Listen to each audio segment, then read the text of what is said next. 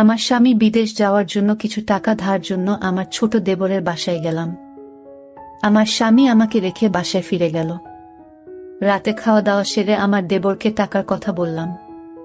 আমার দেবর বলল, টাকা দিতে পারি, তবে একটা শর্ত আছে। বন্ধুরা, আমার স্বামী বিদেশ যাবার চেষ্টা করছে। ইদানিং মিস্ত্রি কাজ করে সংসারের ভরণ পোষণ চলে না। প্রতি মাসে কিছু পরিমাণ টাকা খরচ হয়ে যায়। বিগত 3 বছরে প্রায় 40,000 টাকা খরচ হয়ে গেছে। দিন দিন টাকার পরিমাণ বেড়েই চলেছে। চোখে মুখে সর্ষে ফুল দেখতে পেলাম। গ্রামের একজন প্রবাসী ভিসা দেওয়ার অফার দেয়। আমার স্বামী বিদেশ যাওয়ার ইচ্ছে জাগল। ভিসা বাবদ 3,20,000 টাকা মতো লাগবে, কিন্তু হাতে টাকাগুলি বলতে মোটেও নেই। উপায়ন্ত না দেখে আমার ভাসুর অমিতের মাধ্যমে ব্যাংক হতে বিভিন্ন মানুষের নামে 50,000 টাকা ম্যানেজ করা হলো। বাকি টাকার কোনো ব্যবস্থা কিভাবে করি, পথ পাচ্ছিলাম না। একদিন আমরা বসে আলোচনা করলাম যে শহরে আমার স্বামীর 2 জন মামাত ভাই থাকে, তাদের বাসায় গেলে কোনো সাহায্য পাওয়া যায় কিনা দেখা যেতে পারে।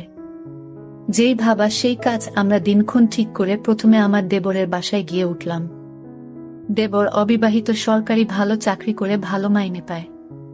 তাছাড়া ভালো আউট ইনকাম তার, সেজন্য কোনো অভাব নেই বললে চলে। সামনে বিয়ে করার প্ল্যান আছে বিধায় বিরাট আকারের একটি বাসা নিয়ে থাকে। আমরা বিকেলে দেবের বাসায় গিয়ে পৌঁছালাম। আমাদেরকে দেখে সে আশ্চর্য হয়ে গেল। সে বলল, আপনারা কোথায় হতে এলেন, কিভাবে এলেন, কি উদ্দেশ্যে এলেন? একসাথে অনেক প্রশ্ন করে আমাদেরকে বাসায় অভ্যর্থনা জানান। আমরা বাসায় ঢুকলাম, হাত মুখ ধুয়ে ফ্রেশ হলাম। দেবর বাড়ির সবার কথা জানতে চাইল, তাদের ও আমাদের বাড়ির সবার কথা তাকে জানালাম। আমরা যাওয়ার কিছুক্ষণের মধ্যে কাজের বুয়ার সাথে আমাদের সকলের জন্য রাতের খাবার তৈরির তাকে আদেশ দিয়ে দিল। আমাদের উদ্দেশ্যের কথা এখনই বললাম না, রাতে খাওয়া দাওয়া সেরে বলবো, প্ল্যান আছে। সন্ধ্যের সামান্য পরে আমার স্বামী বলল, আমি একটু আমার আরেক ভাইয়ের বাসা থেকে ঘুরে আসি, তারপর রাতে একসাথে খাওয়া দাওয়া করে কথা বলবো। দেবর বলল, রাতে ঠিক চলে আসবেন তো ভাইয়া? আমার স্বামী বলল, হ্যাঁ। তাহলে জানা শোনেন, যদি রাতে আপনি না আসেন আমি কিন্তু ভাবিকে আস্ত রাখবো না বলে দিলাম। এই বলাতে আমরা 3 জনেই অট্টহাসিতে ভেঙে পড়লাম। আমার স্বামী চলে গেল। আমি আমার শিশু বাচ্চাকে খাওয়ালাম এবং তাকে ঘুম পাড়িয়ে দিলাম। আমরা দেবর ভাবি সোফায় বসে টিভি দেখছিলাম আর রাজ্যের নানা কথাতেই মশগুল হয়ে গেলাম। কথার ফাঁকে আমাদের উদ্দেশ্যের কথা বললাম। তোমার ভাই বিদেশ যেতে চায়, কিন্তু টাকার খুব অভাব। মোটামুটি টাকা জোগাড় করেছি, আরো 1 লাখ টাকা দরকার, তুমি দিতে পারবে ভাই? আমি কথাটা উপস্থাপন করলাম। দেবর বলল, এত টাকা আমি একসাথে এখনো দেখিনি বলে দুষ্টুমির ছলে সোফায় কাত হয়ে পড়ে গেল। অভিনয় করার দরকার নাই বলে আমি তাকে টেনে তুললাম। এরপর আমরা রাতের খাবার খেয়ে নিলাম। আমার স্বামী সেদিন রাতে বাসায় আসলো না। তার জন্য অপেক্ষা করে রাতে আমরা শুয়ে রইলাম। নতুন জায়গা, তেমন ভালো ঘুম হলো না। সকালে স্বাভাবিকভাবে নাস্তা সেরে নিলাম। আমার স্বামী আসলো, তাকে নাস্তা দিলাম। আমরা চলে যাবার প্ল্যান করলাম। তার আগে আবার একবার দেবকে টাকার কথা বললাম। দেবর বলল, টাকা জোগাড় করতে আমার সপ্তাহানেক সময় লাগবে।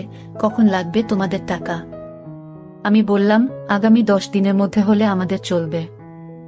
আমার স্বামীর দিকে লক্ষ্য করে বলল, তাহলে আগামী সোমবার তুমি আবার এসো, আমি কিছু টাকা দিতে পারবো। বাকি টাকা তুমি অন্য কোথাও সংগ্রহ করতে পারো কিনা দেখ।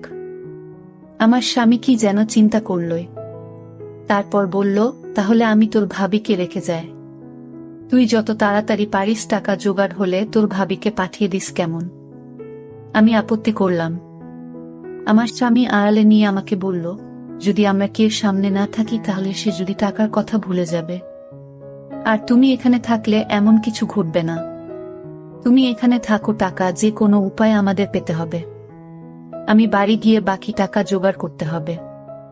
আর তুমি বুঝিয়ে সুঝিয়ে বেশি টাকা নিতে পারবে কি না দেখবে। আমি রয়ে গেলাম। আমার স্বামী চলে গেল। আমার স্বামীকে গাড়িতে তুলে দিয়ে 1 ঘন্টার মধ্যে দেবর ফিরে আসলেও দিনে কোনো প্রকার দুষ্টুমি করেনি। রাত হলো, সে রাতের কথা। কিছুক্ষণ পর বলছি, রাত প্রায় 9টা বাজলো। আমরা রাতের খাওয়া দাওয়া সেরে নিলাম। এবার ঘুমানোর পালা। আমি আমার শিশু সন্তানকে পাত্রে দুধ খাওয়ায় ঘুম পাড়িয়ে নিলাম। আমি বিছানায় গিয়ে শুনলাম দেবর টিভি অন করে সোফায় আরাম করে বসল। বসে আমায় ডাকল, ভাবি সোফায় আসো। আমি কোনো জবাব না দিয়ে বিছানায় শুয়ে রইলাম। একবার আমাকে ডেকে সাড়া না পাওয়ায় সোফা হতে উঠে আসলো এবং আমাকে ভাবি বলে ডাকতে লাগল। আমি সাড়া না দিয়ে পারলাম না। বললাম, অনেক রাত হয়েছে, ঘুমিয়ে পড়ো। এরপর সে বিছানায় গিয়ে শুয়ে পড়ল। কতক্ষণ ঘুমালাম জানি না, আমার ঘুম ভেঙে গেল। আমার ঘুম ভাঙলে আমি তাকে বুঝতে দিলাম না। বুঝতে পারলাম ঘুমের মধ্যে কি ঘটনা ঘটে গেছে। ভাবলাম আর থাকবো না, চলে যাব। তাই সকালে নাস্তা খেয়ে রেডি হলাম। তখনই মনে হলো এভাবে চলে গেলে স্বামীর টাকা জোগাড় হবে কিভাবে। নানান কথা ভাবতে ভাবতে সকাল 9টায় আমাকে একটা মোবাইল ফোন দিয়ে দেবর বলল অফিস হতে আমি যোগাযোগ করতে পারি, তাই এটা দিলাম। এই বলে সে অফিসে চলে গেল। আমি একা তার পথ চেয়ে বসে রইলাম। অফিসে চলে যাওয়ার পর আমি সম্পূর্ণ একা বসে বসে টিভি দেখছিলাম। দরজায় কড়া নাড়ল। দরজার পাশে গিয়ে জিজ্ঞেস করলাম কে। বাহির হতে জবাব এলো, আমি কাজের বুয়া খুলে দিলাম। ভুয়া পাক শাক সব শেষ করে আমার কাজ হয়ে গেছে বিদায় নিয়ে চলে গেল। আমি আবার টিভি দেখায় মগ্ন হলাম। বেলা প্রায় 1টা বাজল। আমি স্নান করার জন্য প্রস্তুতি নিলাম। এমন সময় মোবাইল বেজে উঠল। দৌড়ে গিয়ে রিসিভ করলাম। ওপার হতে আমার দেবর বলতে লাগলো, ভাবি আমি একজন লোকের হাতে 10,000 টাকা পাঠাচ্ছি। লোকটা আমার খুব আপন, একটু ভালো করে মেহমানদারি করবেন। চা নাস্তা যা চায় তা দেবেন, কোনো কার্পণ্য করবেন না, বুঝলেন? টাকাগুলো আপনার জন্য। আমি ঠিক আছে বলে ফোন রেখে দিলাম। আমি আবার টিভি দেখার জন্য সোফায় বসলাম। টিভিতে একটা ইংলিশ সিনেমা চলছে। এমন সময় দরজায় কড়া নাড়ার শব্দ হলো। দরজা খুলে দিলাম। এ কি দেখছি! সম্পূর্ণ এক নিগ্রো মানুষ, প্রায় 6 ফুট লম্বা। হাতের আঙুলগুলো যেন আমাদের বাঙালিদের হাতের বাহুর মতো, যেমন লম্বা তেমনি মোটা। লোকটি বাংলায় বলল, আসতে পারি ভাবি? আমি হেসে বললাম, হ্যাঁ আসুন। লোকটি সরাসরি সোফায় গিয়ে বসল। তাড়াতাড়ি চা নাস্তা তৈরি করে তাকে পরিবেশন করলাম। সে 10,000 টাকা আমার হাতে গুজে দিল। আমার খাতিরদারি তার নাকি বেশ ভালো লেগেছে। বিদায়ের সময় আমার কান্না এসে গেল। সে আমাকে বলল, কেঁদো না। যদি সম্ভব হয় আমি আবার একবার আসবে। তার চলে যাওয়ার পথে এক দৃষ্টিতে তাকিয়ে রইলাম। ভাবলাম সে যদি আমাকে সাথে নিয়ে নিত। বিকাল বেলায় আমার দেবর অফিস হতে ফিরে এসে লোকটির কথা জানতে চাইল, টাকা দিয়েছে কিনা। বললাম হ্যাঁ দিয়েছে। আমার দেবর আশ্চর্য হয়ে আবার জানতে চাইল, তাহলে দিয়েছে? আমি বললাম হ্যাঁ দিয়েছে, তো এতে আশ্চর্য হওয়ার কি আছে? আমার দেবর হেসে উঠে বলল, এমনি দেওয়ার কথা ছিল না। আমি কোনো কথা না বলে চুপ হয়ে রইলাম। আমার নীরবতা এসে যা বোঝার বুঝে গেল। আমাকে বলল, ভাবি দুনিয়াটা বড়ই কঠিন। কেউ কাউকে এমনি টাকা দিতে চায় না, সবাই বিনিময়ে চায়। সে আমাকে ধারে টাকা দিয়েছে, যথাসময়ে এগুলো ফেরত দিতে হবে। আমি তোমাদের টাকা প্রয়োজনের কথা এবং তোমার উপস্থিতির কথা সব জানিয়েছিলাম। তুমি যদি দাদাকে যদি কিছু না বলো, তাহলে 1 থেকে 2 লাখ টাকা জোগাড় করে দেওয়া যাবে। শুধু দাদাকে বলবে সব টাকা আমি দিয়েছি। এতে টাকাও জোগাড় হয়ে যাচ্ছে। তখন ভাই বিদেশ যাওয়া নিশ্চিত হচ্ছে। আমি তার কথা নির্দেশ সব শুনছিলাম। উপদেশ শেষ করে আবার সম্মতি জানতে চাইলে আমি কোনো উত্তর না দিয়ে নীরব রইলাম। আমার চোখে ভেসে উঠতে লাগলো। আজকের লোকটির কথা কি নাম কে জানে, জিজ্ঞেস করা সম্ভব হয়নি। খ্রিস্টান না মুসলমান তাও জানা যায়নি। তবে হিন্দু নয় যে, সে ব্যাপারে নিশ্চিত। আমার দেবর আমার সম্মতি আবার স্পষ্ট করে জানতে চাইল। বললাম, আমি কি বলবো, তুমি যা ভালো মনে করে তাই করতে পারে। আমার সম্মতির লক্ষণ দেখে বলল, রাতে একজন মেহমানকে দাওয়াত করেছি। কিছুক্ষণ পর কাজের বুয়া আসলো। সে বিকেলে চা নাস্তা তৈরি করার পাশাপাশি রাতের রান্নাবান্না শেষ করে চলে গেল। কে আসছে, কেমন হবে, লোকটি মনের ভেতর একটা চঞ্চলতা কাজ করতে লাগলো। রাত 9টা বাজলেই আমি দেবরকে বললাম, খেয়ে নেবে না, মেহমানের জন্য অপেক্ষা করবে? বলল, না, মেহমান কে আসবে, চলো আমরা খেয়ে নিই। আমরা খেয়ে নিলাম। আমরা বসে বসে টিভি দেখছি। প্রায় রাত 10টা। দরজায় খটখট আওয়াজ শুনলাম। বুঝলাম মেহমান এসে গেছে। আমার দেবর দরজা খুলে দিল। মেহমান ঘরে ঢুকে জানতে চাইল তোমার ভাবি কই। দেবর বলল ভিতরে আছে। দুজনে একসাথে আমি যে ঘরে আছি সে ঘরে চলে গেল। দেবর তার সাথে আমাকে পরিচয় করিয়ে দিল। লোকটি দেবকে উদ্দেশ্য করে বলল, তোমার ভাবিকে তো দেখতে দারুণ লাগছে। আমি 1 মিনিট টিভির দিকে তাকিয়ে আছি। সকালে ঘুম হতে উঠে ফ্রেশ হলাম। তারপর দুজনে চা নাস্তা খেলাম। আমার দেবর সকাল 9টায় অফিসে রওনা হয়ে গেল। আজ কোনো মেহমান আসবে কিনা বলে গেল না।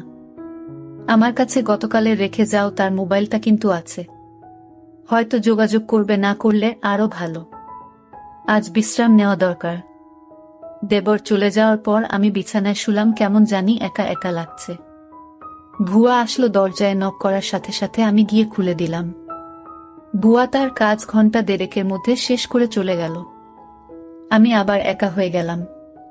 ঘরের দরজার খিল মেরে দিয়ে বিছানায় শুয়ে পড়লাম। আজকের দিনের সব ঘটনা ভাবতে ভাবতে হঠাৎ মনে হলো দরজা খুলে কেউ যেন প্রবেশ করছে। ভাবলাম আমার দেবর হয়তো আজ তাড়াতাড়ি ফিরে এসেছে। বিছানা থেকে উঠলাম না, দেবের সাথে দুষ্টুমি করার জন্য ঘুমের ভান ধরে শুয়ে রইলাম। দেবর ঘরে ঢুকে দরজা বন্ধ করে দিল। আস্তে 1 পা 2 পা করে আমার ঘরে প্রবেশ করল। আমি আজ প্রতিজ্ঞা করলাম, আমি চোখ খুলব না। দেবরটা আমার ঘরে ঢুকে কোনো কথা বলল না। অনেকক্ষণ দাঁড়িয়ে থেকে যাতে করে আমি জেগে না উঠি। আমার কাছাকাছি বসো। চোখ খুলে আমি হতভম্ব হয়ে গেলাম। এ সম্পূর্ণ এক অপরিচিত এক লোক, আগে কখনো তাকে দেখিনি। আমি জিজ্ঞেস করলাম, আপনি কে? বলল, আমাকে কেউ পাঠায় নাই, আমি পাশের বাসা থাকি এবং এই ঘরগুলোর মালিক। বাসা হতে বের হওয়ার সময় দেখলাম তোমার দরজাটা লাগাওনি। আমি ঢুকলাম, ভাবলাম একটু গল্প করে যাই। সে বলল, আমি তোমাদের সমস্যার কথা শুনেছিলাম। কি সমস্যা বলো তো? জবাবে বললাম, আমার স্বামী বিদেশ যাওয়ার জন্য টাকা ধার চাইতে এসেছিলাম। টাকা জোগাড় হয়েছে। তোমার কি সে আপন দেবর? না, আমার স্বামীর গ্রাম্য বাল্যবন্ধু এবং দূর সম্পর্কের চাচাতো ভাই। লোকটি হেসে উঠল, তাই? চিন্তা করো না, আমি তোমাকে সাহায্য করব। আমি এখানে একা থাকি, কেউ নেই। যতদিন থাকো আমি তোমাকে সেলফ করব। আমি এখনই টাকা দিচ্ছি। এই বলে বাসায় গিয়ে টাকা নিয়ে ফিরে আসলো। টাকা দিয়ে বলল, কাউকে বলবে না। মেঘ না চাইতে জল পেলাম। লোকটা বলল, দুপুর বেলায় আমাদের বাসায় এসো, তোমার সাথে গুরুত্বপূর্ণ কথা আছে। দুপুর হতে আরো 3 ঘন্টা বাকি আছে। অপেক্ষা করতে করতে যখন 2টা বাজলো, আমি আস্তে আস্তে 1 পা 2 পা করে বাড়ির মালিকের ঘরের দরজায় গেলাম। দরজায় চোখ রাখলাম, কিছু দেখলাম না। দরজায় আস্তে করে টোকা দিলাম, কারো জবাব পেলাম না। দরজায় হাত দিতেই দরজা খুলে গেল। ভিতরে ঢুকে দেখলাম সে তার রুমে শুয়ে আছে। আমি তার পাশে গিয়ে দাঁড়ালাম। আমায় দেখে খুশিতে হেসে বলল, তুমি এসেছ। লোকটা বলল, তুমি দেখতে আমার বড় মেয়ের মতো। সে দেশের বাইরে থাকে। কয়েক বছর হলো সে বাসায় আসে না। নিজেকে একা একা লাগে। লোকটা বলল, তোমার এখানে আর থাকার দরকার নাই। তোমার যত টাকা লাগে সব আমি দিচ্ছি। দুনিয়াতে এখনো অনেক ভালো মানুষ আছে যারা কোনো বিনিময় চায় না। অনেক দিনের জমানো কথাগুলো তার সাথে শেয়ার করে প্রায় ঘন্টা 2 পর আমি আমার দেবর ঘরে ফিরে এলাম। এভাবে আমার টাকা জোগাড় হয়ে গেলে দেবরকে বললাম, আমি চলে যেতে চাই। দেবর না বলল না। তারপরের দিন সকালে আমায় বাসে তুলে দিলে আমি বাড়ি চলে এলাম। কয়েকদিন পর আমার স্বামী বিদেশ চলে গেল। বন্ধুরা, আজকে বিদায় নিচ্ছি। গল্প ভালো লাগলে একটা লাইক দিয়ে বন্ধুদের সাথে শেয়ার করে দাও। আর এই চ্যানেলটি নতুন দর্শক হয়ে থাকলে চ্যানেলটি সাবস্ক্রাইব করে নিতে ভুলবে না নতুন নতুন গল্প পেতে। দেখা হবে আগামীকালের নতুন ভিডিওতে।